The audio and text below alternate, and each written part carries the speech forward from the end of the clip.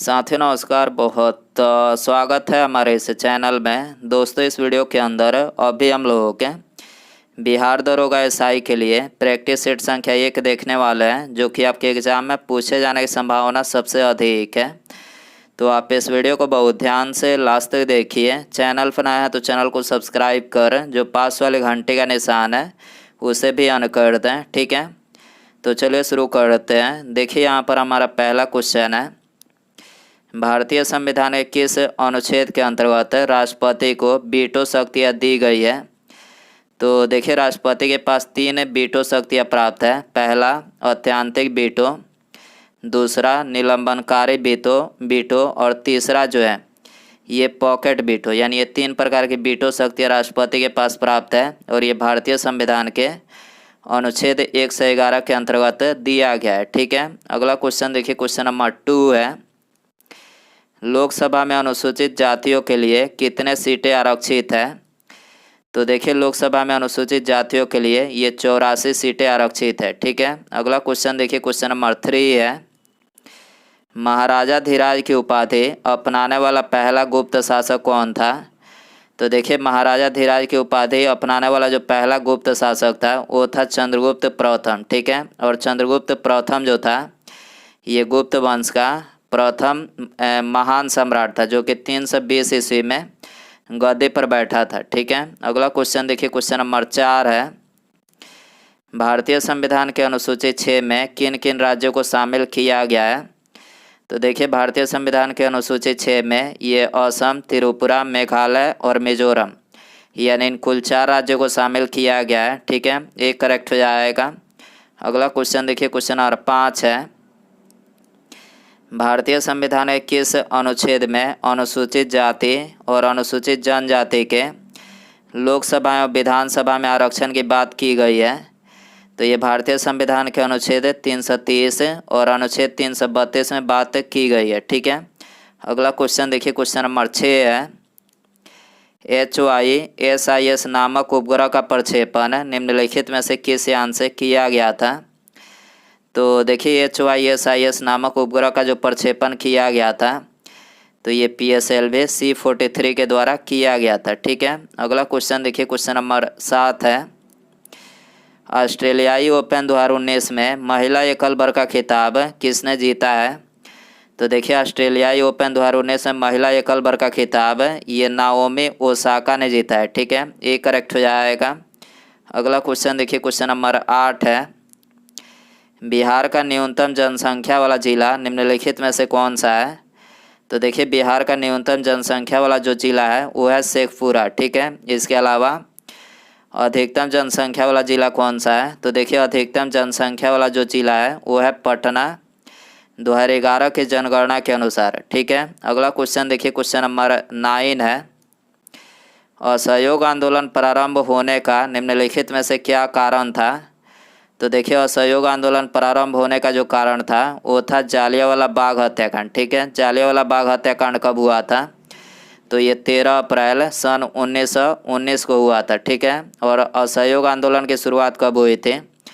तो देखिए असहयोग आंदोलन की जो शुरुआत हुई थी तो ये 1 अगस्त 1920 को जो है ये महात्मा गांधी जी के द्वारा इसकी शुरुआत की गई थी, ठीक है। अगला क्वेश्चन देखिए, क्वेश्चन नंबर 10 है, घातक निम्नलिखित में से क्या है। तो देखिए जो घातक है ये एक लड़ाकू विमान है, ठीक है। अगला क्वेश्चन देखिए, क्वेश्चन नंबर 11 है, वर्ष 2020 के लिए विश्व की स्थापत्य राजधानी निम्नलिखित में से किस शहर को घोषित किया गया है।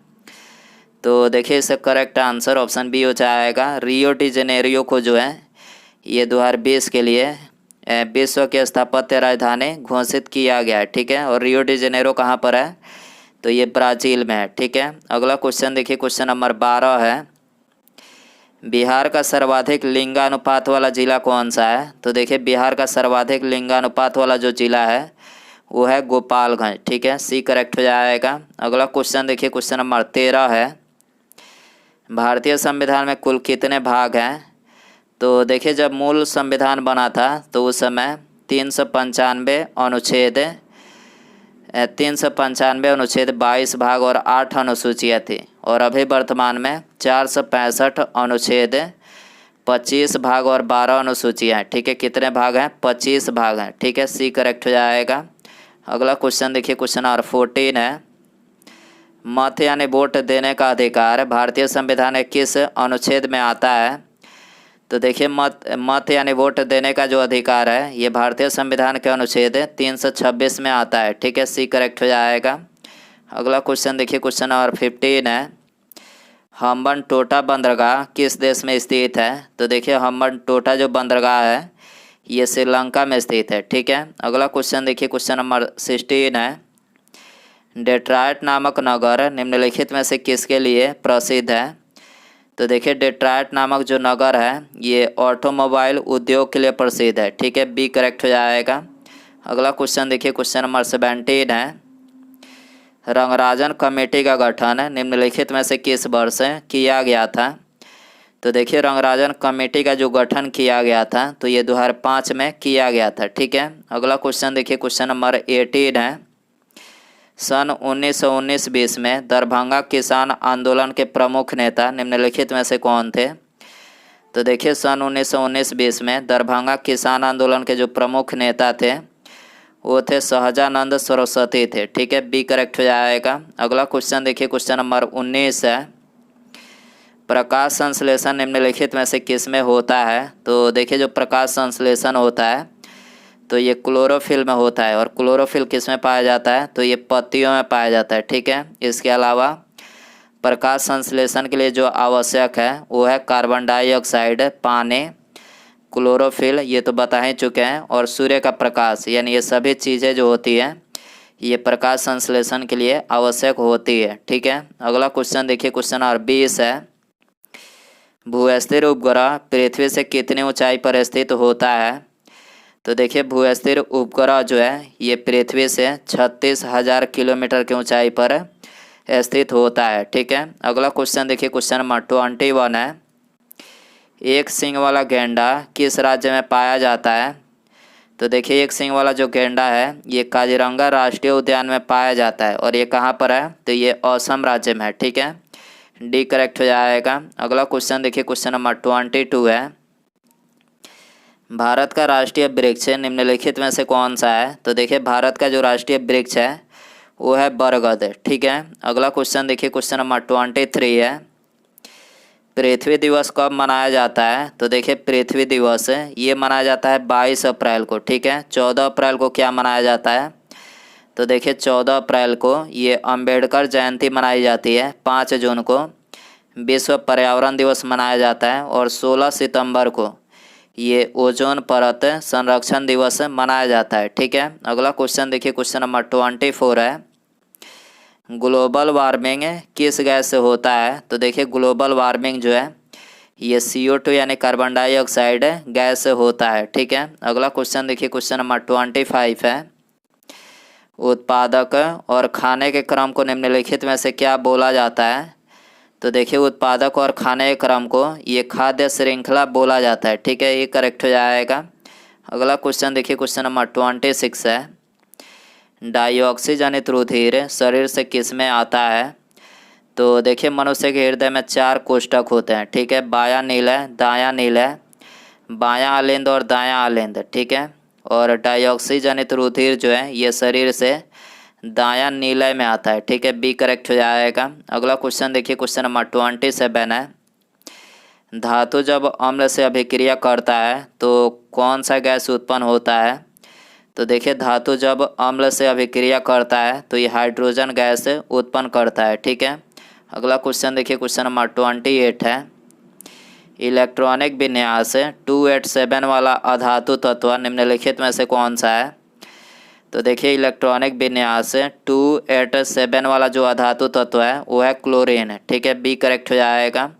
अगला क्वेश्चन देखिए, क्वेश्चन नंबर 29 है, जाइलम का निम्नलिखित में से क्या कार्य होता है? तो देखिए, जाइलम का जो कार्य होता है वो होता है जल का संवहन करना। ठीक है, इसके अलावा फ्लोएम का क्या कार्य होता है? तो देखिए, फ्लोएम का जो कार्य होता है वो होता है खाद्य पदार्थों का संवहन करना। ठीक है, अगला क्वेश्चन देखिए, क्वेश्चन नंबर 30 है, रासायनिक परिवर्तन निम्नलिखित में से किस में नहीं होता है?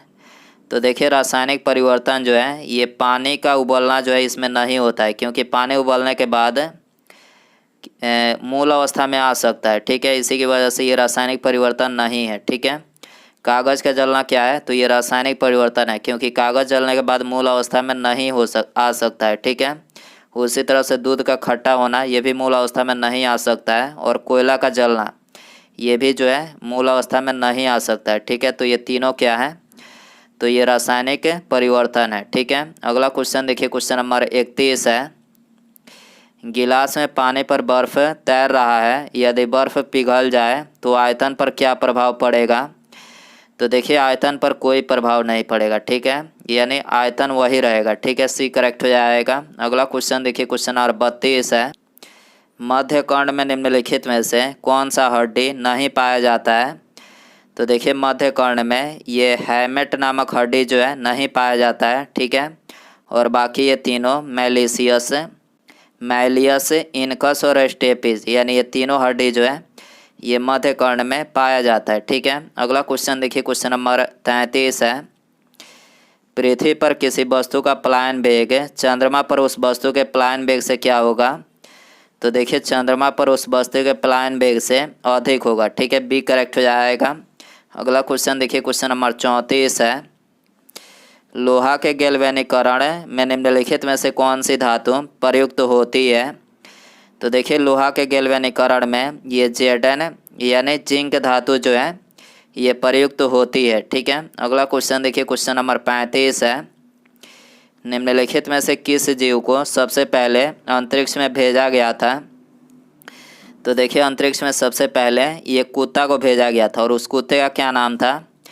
तो देखिए उस कुत्ते का नाम था लाइका। ठीक है, अगला क्वेश्चन देखिए, क्वेश्चन नंबर 36 है। भारत के लोकपाल व उनके सदस्यों का कार्यकाल कितने वर्ष का होता है। तो देखिए भारत के लोकपाल और उनके सदस्यों का जो कार्यकाल होता है तो ये 5 वर्षों का होता है। ठीक है, अगला क्वेश्चन देखिए, क्वेश्चन नंबर 37 है।